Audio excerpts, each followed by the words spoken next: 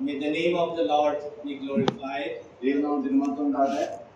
What a blessed privilege for the redeemed children of God to worship our Redeemer in this fashion.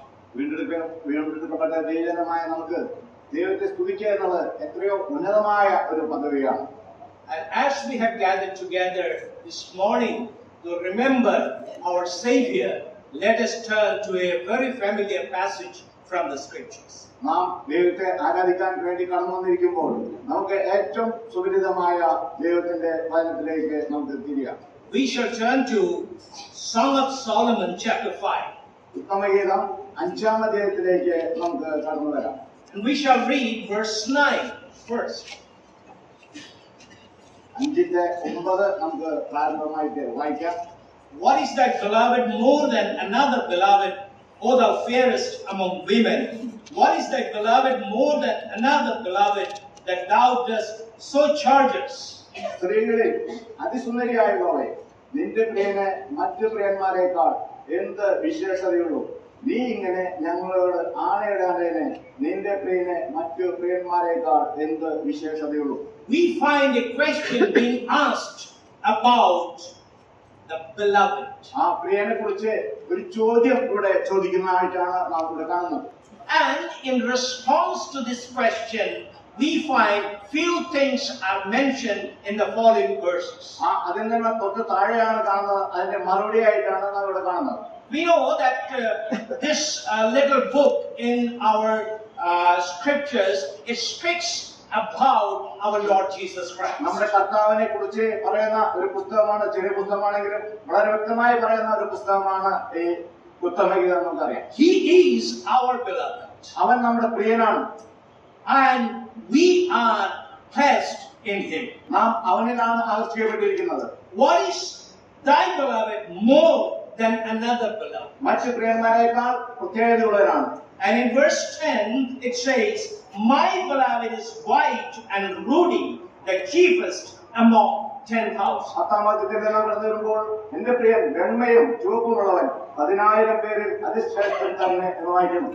As redeemed children of God, it is our privilege to remember our Redeemer. നമ്മുടെ വീണ്ടെടുപ്പുകാരനെ ഓർക്കുക എന്നുള്ളത് വീണ്ടെടുക്കപ്പെട്ട നമ്മുടെ ഓരോരുത്തരുടെയും കർത്തവ്യമാണ്. And as we sit in front of the table which reminds us of our Lord and our Savior, ഈ മേശയ്ക്ക് മുന്നിലായിരിക്കുമ്പോൾ എന്താണ് കർത്താവിനെ കുറിച്ച് നമ്മെ ഓർമ്മിപ്പിക്കുന്നത്? it is good if we can concentrate on the life and character of our Redeemer. നമ്മുടെ വീണ്ടെടുപ്പുകാരന്റെ ജീവിതവും സ്വഭാവവിശേഷങ്ങളാണ് നാം ഈ സമയത്ത് ഓർക്കുന്നത്. We are here only to see Jesus. നാം ഇവിടെ ആയിരിക്കുന്നത് കർത്താവിനെ മാത്രം കാണുവാനാണ്.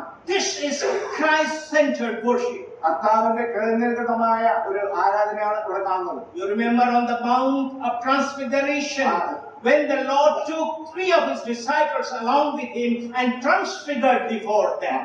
രൂപാന്തരപ്പെടുന്നതിന് മുമ്പായി തന്റെ 3 ശിഷ്യന്മാരെ തന്നോട് കൂടെ ചേർക്കുന്നതായിട്ട് നാം കാണുന്നു. In Matthew's Gospel chapter 17 verse 8, we see that when these 3 disciples, they came to their being, they were not able to see anything else, not even Moses, not even Elijah, but we read that they only saw Jesus. ആ 3 ശിഷ്യന്മാരും മറ്റേ മോശേനും ഏലിയാവിനും ആരെയാണ് കാണുന്നത്?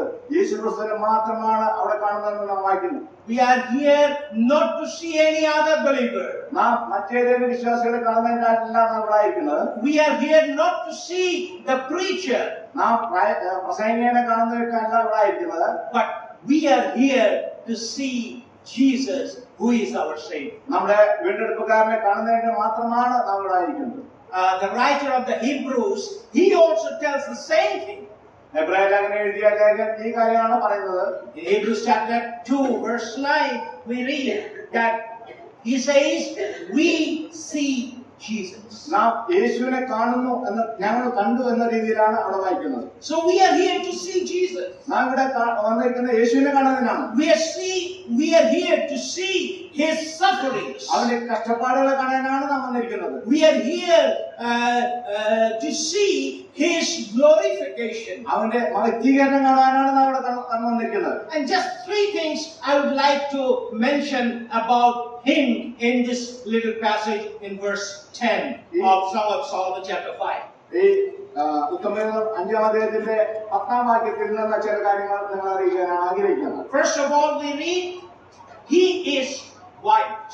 ഒന്നാമതായി നാം കാണുന്നത് വെണ്മയുള്ളവൻ. He is white. That means it speaks about his sinlessness. അവന്റെ പാപരഹിതമായ അവസ്ഥയാണ് ഇവിടെ നാം കാണുന്നത്. Our Lord is absolutely pure. നമ്മുടെ കർത്താവ് പരിപൂർണമായ ശുദ്ധിയുള്ളവനാണ്. He is unblemished. അവന് ഒരു കുറ്റവും ആരോപിക്കാനില്ല. He is spotless. അവൻ ഒരു കളങ്കമില്ലാത്തവനാണ്. He is the one who could challenge the whole congregation, whole multitude of people, saying, any one of you is here present who can say that I have done something against anything? Anybody? ഞാൻ എന്തിനെ കുറിച്ച് അല്ലെങ്കിൽ ആരെയും കുറിച്ച് എന്തെങ്കിലും ചെയ്തിട്ടുണ്ടെന്ന് ജനക്കൂട്ടത്തെ വെല്ലുവിളിക്കുന്ന ഒരു കർത്താവിനെയാണ് നാം ഇവിടെ കാണുന്നത്. Apostle Peter says he did no sin. അവൻ പാപം ഒന്നും ചെയ്തിട്ടില്ല എന്ന് പത്രോസ് പറയുകയാണ്. I'm not going to read out all the verses because I understand that all of you must be knowing these things very clearly. ഈ കാര്യങ്ങളൊക്കെ അറിയുന്ന ഒരു ആളുകളുടെ മുമ്പിലാണ് ഞാൻ നിൽക്കുന്നത് എനിക്കറിയാം. Apostle John says he knew no sin. അവൻ പാപം അറിഞ്ഞിട്ടില്ല എന്ന് അപ്പോസ്തലൻ യോഹന്നാൻ പറയുന്നു. And also Apostle Paul said he knew no sin, and John says in him there is no sin. അവനിൽ പാപം ഒന്നുമില്ല എന്ന് യോഹന്നാൻ പറയുകയാണ്. So our Lord, our Savior is white, as pure as white. നമ്മുടെ കർത്താവായ യേശു ക്രിസ്തു പരിപൂർണ്ണ വെണ്മയുള്ളവനായി യാതൊരു പാപമില്ലാത്ത നിഷ്കളങ്കനായ വ്യക്തിത്വമായിരുന്നു. Then it says he is ruddy. അവൻ ചുവപ്പുള്ളവൻ എന്ന് നാം കാണുന്നു. That means crimson red. വളരെ പരിപൂർണമായ രക്താംബരം പോലെയുള്ള ചുവപ്പുള്ളത്. It speaks about scarlet. അത് പ്രത്യേക Deep red. രക്താംബരം പോലുള്ള ഒരു വസ്ത്രം. And we can say that this speaks about his suffering. അവന്റെ കഷ്ടപ്പാടുകളെ കുറിച്ചാണ് ഇവിടെ കാണുന്നത്.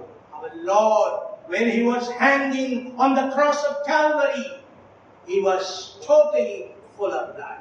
അവൻ കുരിശിൽ ഉന്നതങ്ങളിൽ പരിപൂർണമായ രക്തം അണിഞ്ഞവനായി നാം അവിടെ കാണുകയാണ്. He shed the last drop of blood from his body. അവന്റെ ശരീരത്തിലെ അവസാന തുള്ളി രക്തം വരെയും അവിടെ ചൊരിയുകയാണ്. He is a man of sorrows. അവൻ കഷ്ടപ്പാടിന്റെ വ്യക്തിത്വമാണ്. He speaks about his suffering.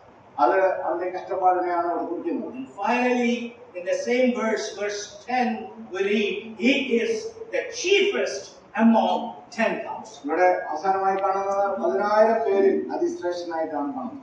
It speaks about his superiority. അവന്റെ അധികാരത്തെയാണ് ഇവിടെ കാണിക്കുന്നത്. He is unique. അവൻ അതുല്യനാണ്. He is incomparable. അവൻ പുനർനിർമ്മിക്കാൻ കഴിയാത്തവനാണ്. In Colossians chapter 1 verse 18, Apostle Paul says, in all things he might have preeminence. അവൻ മുൻകൂട്ടി നിയമിച്ചു എന്ന് കൊലോസ്യലേഖനത്തിൽ നാം വായിക്കുന്നു. He is the preeminent one. അവൻ മുൻകൂട്ടി വന്നവനാണ്. He is superior than anybody who live on the face of this earth. ഈ ലോകത്തിന്റെ മൂലം ജീവിക്കുന്ന എല്ലാവരേക്കാളും അതിശ്രേഷ്ഠനാണ് നമ്മുടെ കർത്താവ്. Yes, that's why we read in verse 16 of Song of Solomon chapter 5 that he is altogether loved. ഇതാണ് ഒടുവിൽ കാണുന്നത്. ഇവനാണ് എല്ലാത്തിനും ഉന്നതനാണ് എന്ന് കാണുന്നു. സർവാംഗ സുന്ദരൻ എന്ന് കാണുന്നു. Yes, the Lord we worship, the Lord we remember, he is altogether loved. നാം നമ്മുടെ കർത്താവിനെ നാം ആരാധിക്കുന്നവൻ എല്ലാത്തിനും സുന്ദരനാണ്, സർവാംഗ സുന്ദരനാണ്. Dear believers, as we have gathered together in this fashion this morning, let us remember our Redeemer who is white.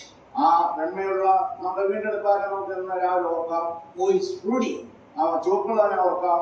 Who is chiefest among 10,000. 10,000 പേരിൽ അതിശ്രേഷ്ഠനെ നമുക്ക് ഓർക്കാം. The name of the Lord be glorified through this little thought on the subject. ഈ ചെറിയ ചിന്തകളാൽ നമ്മുടെ ആരാധനയിൽ ദൈവം സംസാരിക്കും.